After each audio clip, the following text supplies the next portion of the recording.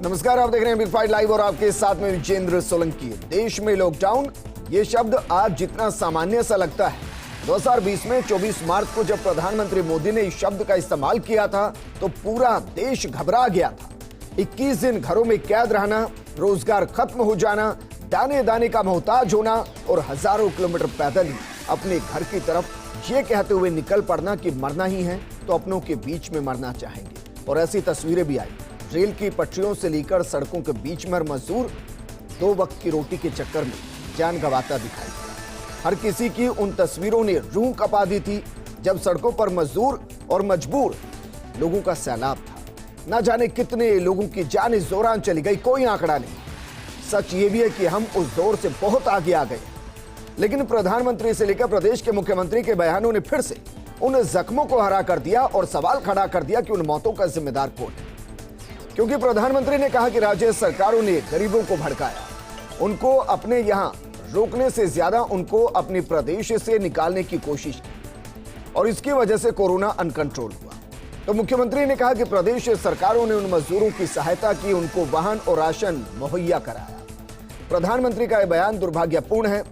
यकीनन यह दुर्भाग्यपूर्ण तो है कि 2 साल पहले के जिस दर्द को देश धीरे धीरे भुलाकर आगे बढ़ रहा था, उसको फिर से हरा किया गया। लेकिन क्या ऐसा राजनीतिक तौर पर किया गया? आज बात इसी मुद्दे पर कि एक्शन और रिएक्शन में मेंशन यानी कि स्थापित क्या करने की कोशिश की गई। इंडिया गेट में कह दिया उन्होंने, डंके की चोट जो है हम एक्सपोज करेंगे कमियों को 70 साल की। आप कमियों को एक्सपोज करते फिरोगे या खुद का इतिहास बनाओगे? इस कोरोना काल में कांग्रेस ने तो हद कर दी। ये आरोप तो हमारे हैं, एनडीए गवर्नमेंट पर और बीजेपी पर, आरएसएस पर। मुंबई छोड़कर जाने के लिए प्रोत्साहित करने के लिए मुंबई में श्रमिकों को टिकट दिया गया, मुफ्त में टिकट दिया गया। और जाओ, तुम उत्तर प्रदेश के हो, तुम बिहार के हो, जाओ वहां कोरोना फैलाओ। एक तरफ तो ये स्थिति है कि हम त्याग बलिदान करना जानते हैं, आजादी के पहले भी, आजादी के बाद में भी। और मोदी जी उल्टा ये कह रहे हैं कि हम लोग भड़का रहे हैं। माननीय अध्यक्ष जी, अभी तो मैंने सिर्फ इतना का हद कर दी। गलतियां आप लोगों ने करी है, जिसके कारण से नौबत ये आई कि अचानक लॉकडाउन हुआ, अचानक नोटबंदी हुई, लाइनें लगी बैंकों के सामने कितनी बड़ी बड़ी। उन लाइनों में कितने लोग मारे गए, किसी को अंदाज है? सर्वे करवाया भारत सरकार ने।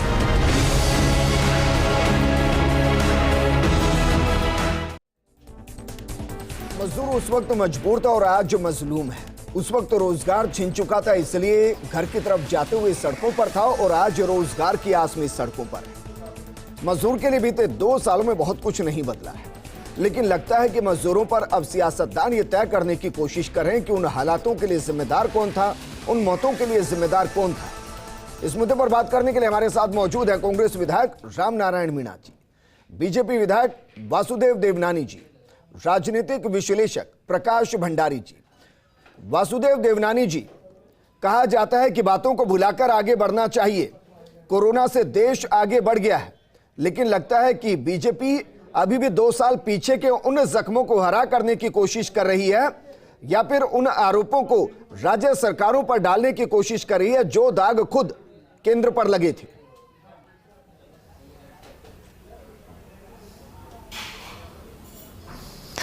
विजेंद्र जी, बीजेपी कांग्रेस को याद दिला रही है कि वास्तविकता ये है, क्योंकि अशोक गहलोत के दिमाग में आरएसएस और मोदी जी का एक फोबिया हुआ है और वो बार बार कहते हैं अघोषित आपातकाल है जो इस प्रकार की बातें करेंगे। और राहुल गांधी पार्लियामेंट में जब इसको राष्ट्र मानने को तैयार नहीं होंगे तो इनको भी आईना दिखाने की आवश्यकता होती है। वो इनको आईना दिखा रहे हैं कि आप जो गैर कांग्रेस शासित जो राज्य हैं उन्होंने कोरोना के दौरान क्या क्या किया, और कोरोना के बारे में हर छोटी मोटी बात पे केंद्र पर अशोक गहलोत प्रहार करते रहते थे, उनके ऊपर आरोप लगाते थे।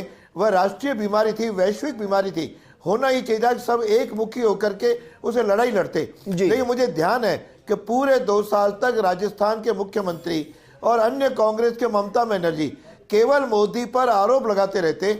हर मुद्दे पर हमको टीका नहीं मिला, हमको अमुक चीज नहीं मिली, जबकि ये खुद उसके थे कि टीके वेस्टेज जा रहे थे और उसके ढेर में मिल रहे थे। इस प्रकार की परिस्थितियां थी। और आज भी जब एक राष्ट्र को मानने को तैयार नहीं, तो इस कांग्रेस को फिर इंडियन नेशनल कांग्रेस कहलाने का कोई हक ही नहीं है। इनके पूर्वजों ने जब इसका नाम रखा उस समय क्या एक राष्ट्र नहीं था, वो सब राष्ट्र को मानते थे। और आज राहुल गांधी जो इनके नेता हैं वह पार्लियामेंट में कह रहे हैं कि एक राष्ट्र नहीं था, राज्यों का समूह है। तो इस प्रकार की धारणा वालों पर तो प्रहार करना और उनको सच्चाई याद दिलाना कि भैया 70 साल में जो कांग्रेस ने किया, और आज यदि कह रहे हैं घोषित है तो इमरजेंसी तो इनके समय रही है। इमरजेंसी पता नहीं, या तो गहलोत जी को पता नहीं है कि इमरजेंसी क्या होती है। उस समय शायद यदि जेल में जाते या इनको कोई दास्तिक मालूम पड़ता तो मालूम तो कितने अत्याचार उस समय इमरजेंसी के दौरान। इंदिरा जी का कोई नाम ले लेता था तो उसको जेल के अंदर ठूस दिया जाता था। और आज आप खुलेआम देश के प्रधानमंत्री के जहाँ जो जच्चे जो कह रहे हो और इसको आप अघोषित जो है आपातकाल कह रहे हो, ये शर्म की बात है। मैं समझता हूँ कि आप यदि इतने अनर्गल आरोप लगाओगे, प्रत्यारोप लगाओगे, तो फिर प्रधानमंत्री जी का भी दायित्व बनता है कि आपको सही मुद्दे पर जवाब दें। आज करप्शन की जननी है, से जितना भ्रष्टाचार इनके कार्यकाल में हुआ, क्या ये अपनी जिम्मेदारियों से हाथ धोना नहीं की? ये कह दिया जाए कि जहां जहां प्रदेशों के अंदर अन्य सरकारें थी वहां वहां लॉकडाउन के दौरान मजदूरों को सड़कों पर छोड़ दिया गया। क्या ये अपनी जिम्मेदारियों से पीछा छुड़ाना नहीं? ये तो वास्तविकता है। इन्होंने छोड़ा और बाकी जो करें नहीं, जिम्मेदारी का तो पालन किया। 80 करोड़ जनता को 5 किलो अनाज और दाल निःशुल्क मोदी जी ने उपलब्ध कराया। फ्री टीका, जो आज तक टीका कई बार 10 साल 20 साल 30 साल के बाद विदेशों से टीका आता था, स्वदेशी टीका यहाँ पे तैयार कराया। और आज भी तस्वीरें आपको याद नहीं हो जब रेलवे की लाइन पर लगा है, मजदूरों की चप्पल और रोटियां पड़ी थी और शव के कितने टुकड़े होकर कहां कहां पड़े थे कोई नहीं जानता। उन तस्वीरों के लिए किसको जिम्मेदार ठहराएंगे जब सड़कों पर लंबे मजदूरों की लाइनें थी और वो बीच में जिंदगी छोड़ रहे थे? कोई व्यवस्था नहीं, अचानक से कह दिया गया कि लॉकडाउन होगा, मजदूर कहां जाते? अरे आप अपने राज्यों में रहते हैं, उनके खाने पीने की व्यवस्था होती, इनको जरा इंडस्ट्री से बात करते, यानी अपने राज्यों में इन सारे मजदूरों को रखा जा सकता था। लेकिन तो तो लॉकडाउन लगाने से पहले बात होनी चाहिए थी। यूपी के माथे पड़ो, आपको कहा गया अगले दिन से लॉकडाउन। व्यवस्थाएं कैसे बनी? पहले व्यवस्थाएं की जाती है सर, नोटबंदी के वक्त भी यही देखा गया था। रात को घोषणा, फिर लाइनों में लोगों का मरना। इसके लिए कौन जिम्मेदार? ये राज्य सरकार की जिम्मेदारी होती है कि मेरे यहाँ जो मजदूर काम कर रहे हैं उनके खाने पीने की व्यवस्था राज्य सरकारों का काम है। रामनारायण मीणा जी, सरकार ने क्या राज्य सरकारों ने अपनी जिम्मेदारी निभाने से पीछे हटते हुए ज्यादा बेहतर समझा उस दौर में कि उनको उनके घर तक पहुंचा दिया जाए, उनके राज्यों तक पहुंचा दिया जाए, ताकि अलग अलग प्रदेशों के अंदर अपने उन प्रदेश के लोगों के लिए ज्यादा राहत पहुंचाई जा सके? क्या यह मकसद था उस वक्त? विजेंद्र जी, ये देवनाथ जी को शायद ध्यान नहीं है, ये राजस्थान का प्रश्न नहीं है, पूरे हिंदुस्तान का, पूरी कंट्री का है। यहाँ तक कि केरला के लोग भी आए हैं, यहाँ तक कि आंध्र और कर्नाटक के आए हैं। और एक बच्ची तो बीजेपी शासित प्रदेश से अपने बाप को, पिता को साइकिल में बिठा करके लाई है। ये किस राज्य की बात है? ये देवनाथ जी को पता नहीं है। लेकिन ये देवनाथ जी शायद ध्यान में होगा कि जब भी कोई भी विपदा आई, राष्ट्रीय विपदा आई, सब पता है। आप सुनिए, ज्यादा समझदार बनने की बात बाद में करना, मर्जी है जो बोलना। मैं कहता हूँ ट्यूबरक्लोसिस का उन्मूलन किसने किया? केंद्र सरकार ने। मैं कहता हूँ मलेरिया का उन्मूलन किसने किया? केंद्र सरकार ने। और लाल बुखार का उन्मूलन किसने किया? केंद्र सरकार ने। और केंद्र सरकार ने कभी ये प्रचार नहीं किया हम फ्री में दे रहे हैं, उनकी राष्ट्रीय जिम्मेदारी थी। आज केंद्र सरकार फोटो केवल प्रधानमंत्री का, जो माननीय डॉक्टर मनमोहन सिंह जी ने यूपीए गवर्नमेंट के टाइम पर आधार बनाया था, उसमें फोटो जी नरेंद्र मोदी नहीं जाऊंगा सर। प्रदेश की कई योजनाएं जिनमें ये क्या हो रहा है, फोटो लगे हुए हैं, मैं उस पर नहीं जा रहा, मैं मुद्दे पर आऊंगा सर। क्या हर बात में राज्य सरकारों ने यहाँ से मजदूरों का पलायन इसलिए कराया, दूसरे स्टेट में हर राज्य सरकार का हुआ है, अपनी जिम्मेदारी से। अशोक गहलोत ने फोटो कितनी जगह लगाया है? और रात को आपका वो लॉकडाउन लग रहा है, आप दिन को कह रहे हो, रात को नोटबंदी हो रही है। क्या इससे, और उसके बाद देश की क्या दुर्दशा हुई है? लॉकडाउन के बाद कोरोना में क्या स्थिति रही है? कोरोना का टीका मुफ्त में दिया जा रहा है। कोरोना का टीका लगा, किस तरह से लगा, कितनी देश की जीडीपी क्या कह रही है? मांग करी। अरे बीजेपी तो कोई है क्या अरे देश को बेच रामनारायण रही है, जी, देश को की बेच रही है, अर्थव्यवस्था सारी विश्व की इंस्टीट्यूशंस को तीसरी बेच रही बड़ी है। व्यवस्था बन रही है। सुनने का मादा रखिए, बीजेपी देश को बेच रही है, रेल की पटरियां बेच रही है, ये बिल्कुल सही है। रेल की पटरियों पे रखिए। 100 मिले हैं, और जिस प्रकार से मजदूरों के पांव में छाले पड़े हैं, बीजेपी का एक कार्यकर्ता नहीं आया। प्रधानमंत्री को शर्म मेरा करना सवाल ये चाहिए। है कि देश के क्या राज्य प्रधानमंत्री को। सरकारें उनको अपने क्षेत्र के अंदर रोक कोशिश सकती की थी, है राज्य मुहैया सरकार करा ने। सकती थी उनको राज्य संसाधन, सरकार वो ने नहीं मुहैया करा कार्यक्रम सकती। सेवा राज्य की है। सरकारों ने कोशिश की है, लेकिन प्रवासी मजदूर हर स्टेट में थे, इतने ज्यादा थे, इधर से उधर कोई आंकड़ा नहीं भारत सरकार के पास। भारत सरकार ने तो लॉकडाउन लगा दिया। ये जो चीज शर्मनाक चीज हुई है, ऐसा रामनारायण हिंदुस्तान में जी, कभी अशोक किसी गहलोत तो पार्टी के 2 सरकार साल में- तक भंडारी अपने जी। भवन में अपने आवास प्रकाश भंडारी जी, 2 साल पहले की बात है सर। इन 2 सालों में देश ने बहुत कुछ देखा है, लेकिन आज कम से कम वो सुकून ये सोचकर करता है कि लगभग सभी को एक एक टीका वैक्सीन का लग चुका है, कोरोना की 3rd वेव विकराल नहीं रही, वो भी धीरे धीरे जारी है। क्या वाकई में आज इसकी जरूरत थी? जो प्रधानमंत्री ने भाषण दिया और राज्य सरकारों को टारगेट किया गया, खासकर गैर बीजेपी शासित राज्यों को टारगेट किया गया, क्या वाकई में इसकी जरूरत थी? सर देखिए, प्रधानमंत्री जब कोई राज्यसभा या लोकसभा में कोई उदाहरण पेश करते हैं तो कांग्रेस की उस ज़माने की बात करते हैं जब जवाहरलाल जी नेहरू, इंदिरा गांधी या उनके बाद मनमोहन सिंह इस प्रधानमंत्री रहे। उनको कभी मोरारजी देसाई याद नहीं आते, चरण सिंह याद नहीं आते, उन्हें कभी देवेगौड़ा याद नहीं आते, उन्हें इंद्र कुमार गुजराल याद नहीं आते, उन्हें चंद्रशेखर याद नहीं आते। जी, ये तो कांग्रेस को भी याद नहीं आते सर। वो भी अपने बयानों में इंदिरा गांधी, जवाहरलाल नेहरू और डॉक्टर मनमोहन की बात करते हैं।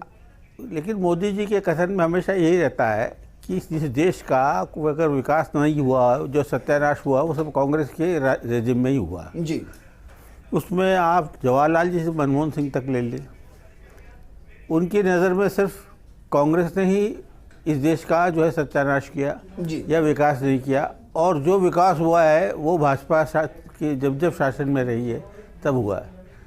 अब संसद की बात है, दोनों सदनों में बोलते हैं। अब ये गैर भाजपा जो शासित सरकारें हैं उन पर प्रहार करते हैं। अब इसके पहले जो है आपने देखा होगा कि ऑल इंडिया सर्विसेज रूल्स के अंदर जो है अमेंडमेंट करने वाली जो बात थी, वो उसमें भी आपने देखा होगा कि उस पर जो ये था कि साहब उसे गैर जो भाजपा शासित राज्य हैं उसमें कैसे अपने अफसरों को लगा करके कैसे राज किया जाए, मनपसंद अफसरों को।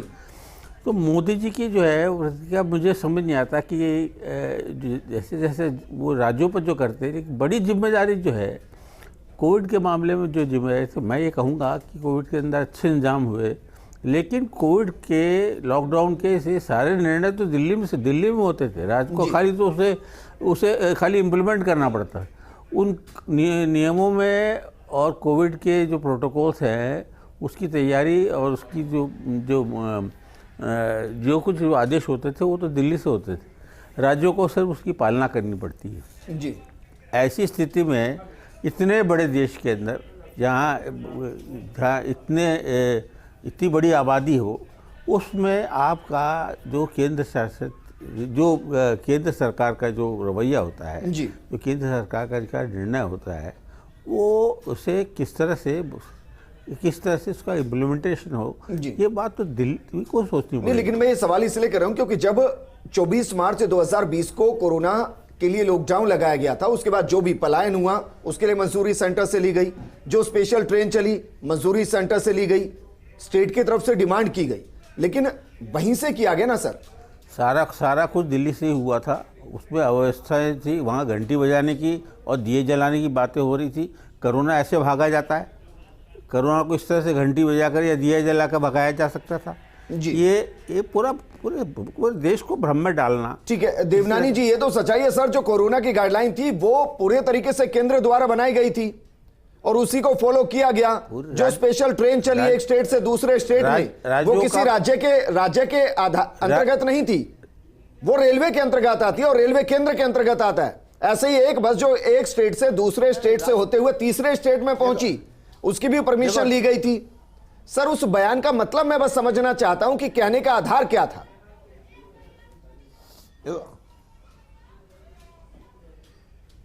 कहने का आधार ये था कि ट्रेनें जो चलाई गई रेलवे ने चलाई, इसमें कोई दो राय नहीं, रेलवे केंद्र के अंतर्गत आता है। लेकिन जिन जिन राज्य डिमांड करते थे कि हमको ये यहाँ से गाड़ी भेजनी है, वहीं रेलवे जो है व्यवस्था करता था। तो डिमांड करने वाला तो राज्य ही होता था। नहीं, अगर केंद्र की नजर में वासुदेव देवनानी जी, अगर केंद्र की नजर में 2 साल के बाद वो गलत है और तो गलत तो सर उस वक्त भी होगा, और केंद्र अभिभावक की भूमिका में है, गलत की परमिशन क्यों दी गई?